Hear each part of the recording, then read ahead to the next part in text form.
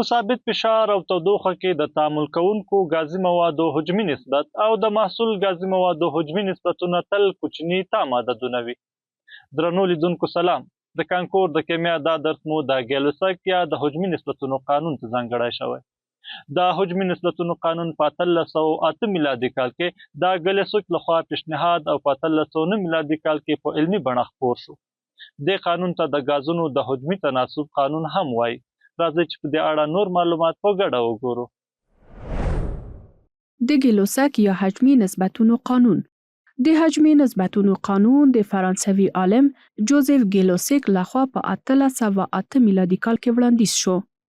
دا قانون بیانوي چې تر ثابتې تودوخې او فشار لاندې د ګازونو ترمنځ کیمیایي تعامل کې د تعامل کوونکو موادو او د کیمیایي تعامل د محصول ترمنځ د کوچنیو تامو اعدادو حجمي نسبتونه شتون لري.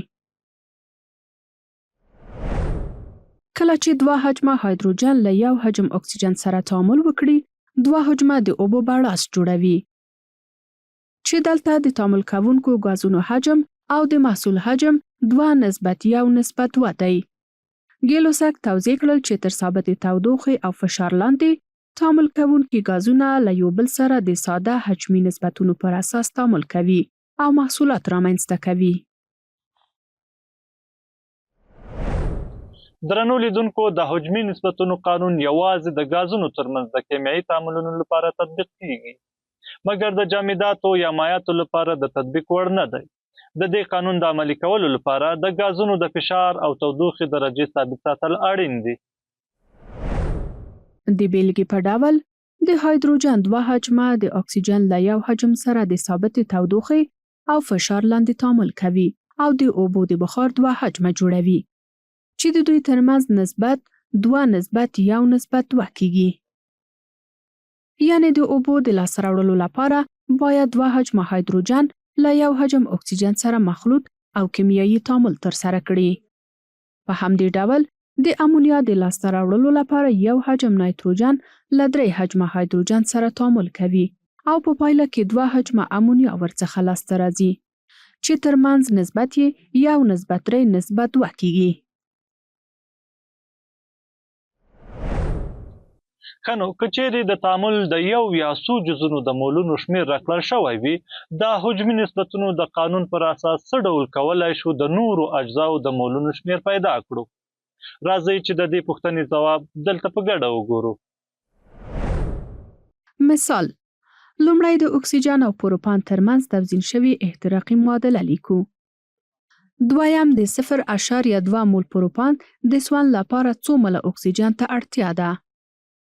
دریم، که چیرې 0.2 مول پروپان د اکسیجن په شتون کې وسوځول شي، نو څومره کاربن ډای اکساید او اوبه ورڅخه تولیدیږي. د لومړي جز د حل لپاره لومړی د پروپان او اکسیجن د احتراقي بشپړې توزیع شوې معادله او اړوند حجمي نسبتونه یې لیکو. په دې معادله کې د پروپان حجمي نسبت 1، د اکسیجن حجمي نسبت 5، د کاربن ډای اکساید حجمي نسبت 3 او د اوبو حجمي نسبت 4 دی.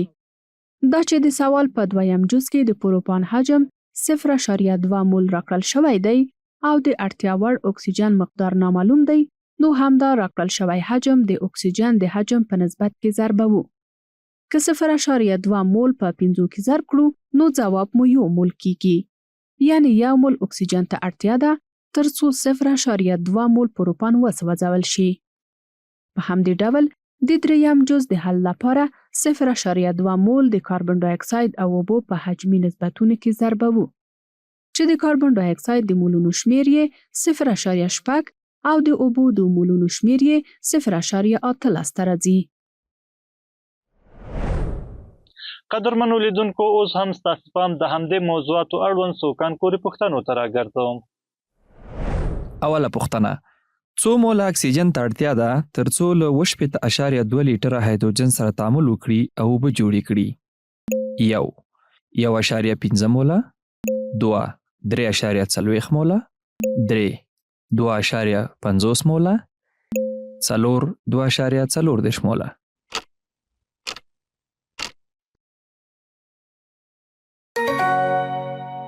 تشریح: د اوبو په معادله کې د هایدروجن او اکسیجن نسبت یو په نسبت د 2 دی.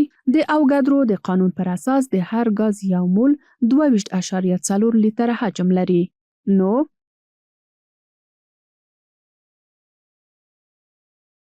دا چې هایدروجن د اکسیجن په نسبت 2 چنده دی، نو د لاسته راغلو مولونو شمیر پر 2 ویشو، ترڅو د اکسیجن د مولونو شمیر په لاس راشي.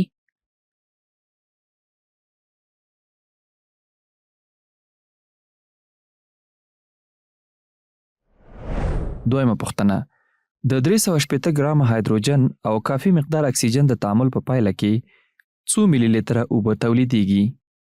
1. 5080 ملي لیتره، 2. 4080 ملي لیتره، 3. 3240 ملي لیتره، 4. 4140 ملي لیتره.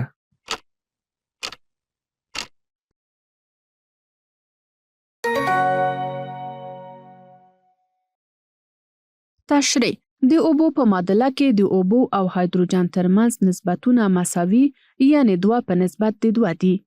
نو لیکو چې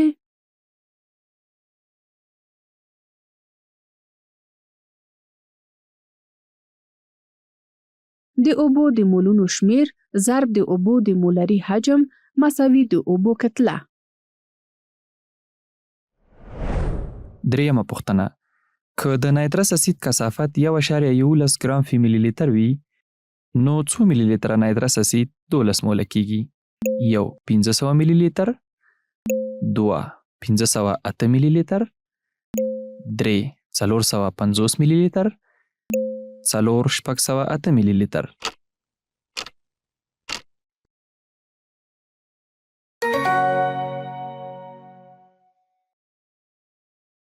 تشریح: د نایترس اسید کتله مساوي کیږي 12 مول ضرب د 39 ګرام فی مول مساوي کیږي 540 ګرامه. وی مساوي کیږي ام پر ډي. اوس په دغه فرمول کې قیمتونه وضع کوو. چې وی مساوي کیږي 540 ګرام پر 1.11 ګرام فی ملي لیتر مساوي کیږي په 508 ملي لیتر. څلورمه پوښتنه: په دې تعامل کې د هایدروجن او امونیا نسبت څو دی؟ 1. 1 په نسبت د 2، 2. 2 په نسبت د 1، 3.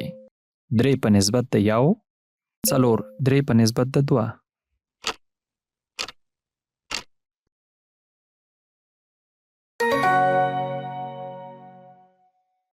تشریح: د امونیا د لاسته راوړلو لپاره یو حجم نایتروجن له 3 حجمه هایدروجن سره تعامل کوي او 2 حجمه امونیا جوړوي، چې ترمنځ نسبت یې 1 په نسبت د 3، 3 په نسبت د 2 دی، چې دلته د امونیا او هایدروجن نسبت 3 په نسبت د 2 دی.